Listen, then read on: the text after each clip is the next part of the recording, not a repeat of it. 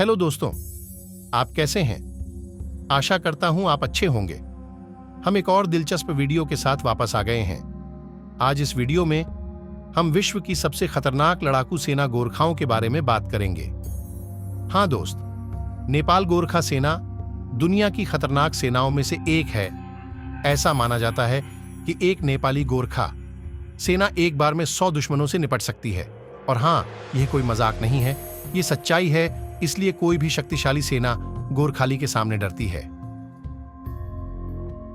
आज हमारा वीडियो नेपाली गोरखाली सेना पर आधारित होगा, लेकिन वीडियो शुरू करने से पहले अगर आप अपने देश से प्यार करते हैं तो कृपया हमारे चैनल को लाइक और सब्सक्राइब करें।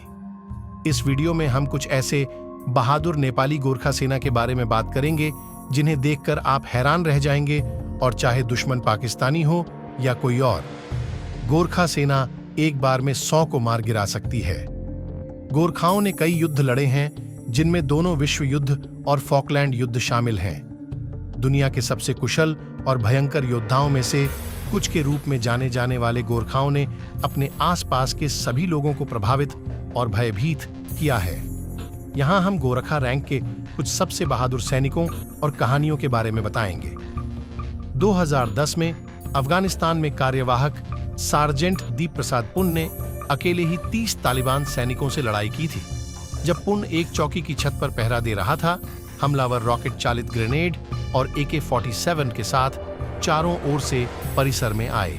पुन को उन सभी को मारने में 1 घंटे से भी कम समय लगा। प्रत्येक हमलावर को हराने के लिए उसने अपने सभी बारूद, 400 राउंड और 17 ग्रेनेड, साथ ही एक विस्फोटित बारूदी सुरंग का इस्तेमाल किया। जब उसके पास बारूद खत्म हो गया तो एक तालिबान सैनिक छत पर चढ़ गया, लेकिन मशीन गन तिपाई से उस पर वार किया गया, जिसे पुन ने उस पर फेंक दिया। पुन की वीरता को विशिष्ट वीरता क्रॉस से पुरस्कृत किया गया, जो बहादुरी के लिए दिया जाने वाला दूसरा सबसे बड़ा ब्रिटिश सैन्य सम्मान है। गोरखा किसी को भी पीछे नहीं छोड़ते। जब 2008 में अफगानिस्तान में खुले में सैनिकों की एक टुकड़ी पर घात लगाकर हमला किया गया तो एक सैनिक युवराज राय मारा गया और गंभीर रूप से घायल हो गया। लेकिन कैप्टन गजेंद्र अंगदेम्बे और राइफलमैन धान गुरुंग और मंजू गुरुंग ने राय को भारी गोलाबारी के बीच 325 फीट खुले मैदान में पहुंचाया। एक बिंदु पर सैनिकों में से एक ने दुश्मन पर जवाबी हमला करने के लिए एक ही समय में अपनी राइफल और राय की राइफल दोनों का उपयोग किया। 1942 में राइफलमैन लक्ष्मण गुरुंग केवल 2 अन्य लोगों के साथ एक खाई में तैनात थे जब 200 से अधिक जापानी सैनिकों ने गोलीबारी की। गुरुंग के साथी गंभीर रूप से घायल हो गए। जैसे ही एक के बाद एक हथगोले उड़े, गुरुंग ने हर एक को वापस फेंकने की कोशिश की। गुरुंग के साथी गंभीर रूप से घायल हो गए। जैसे ही एक के बाद एक हथगोले उड़े, गुरुंग ने हर एक को वापस फेंकने की कोशिश की। पहले 2 में वह सफल रहा, लेकिन तीसरा उसके दाहिने हाथ में फट गया। उसकी उंगलियां उड़ गईं और उसका चेहरा, शरीर और दाहिना हाथ और पैर बुरी तरह घायल हो गए। जैसे ही जापानियों ने खाई पर हमला किया, गुरुंग ने अपने बाएं हाथ का इस्तेमाल अपनी राइफल चलाने के लिए किया, 31 दुश्मनों को हरा दिया और जापानियों को आगे बढ़ने से रोक दिया।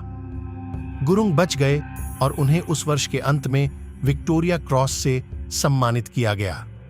द्वितीय विश्व युद्ध में बर्मा में जापानियों के खिलाफ लड़ने वाले भानुभक्त गुरुंग को लगभग सभी बंकरों पर अकेले कब्जा करने के लिए विक्टोरिया क्रॉस से सम्मानित किया गया था। केवल 10 सैनिकों की एक पलटन से शुरुआत करते हुए गुरुंग को मशीन गन, ग्रेनेड, मोर्टार और एक स्नाइपर से भारी गोलीबारी का सामना करना पड़ा। गुरुंग ने एक पेड़ से स्नाइपर को गोली मार दी और फिर अकेले ही ऊपर चढ़ गया।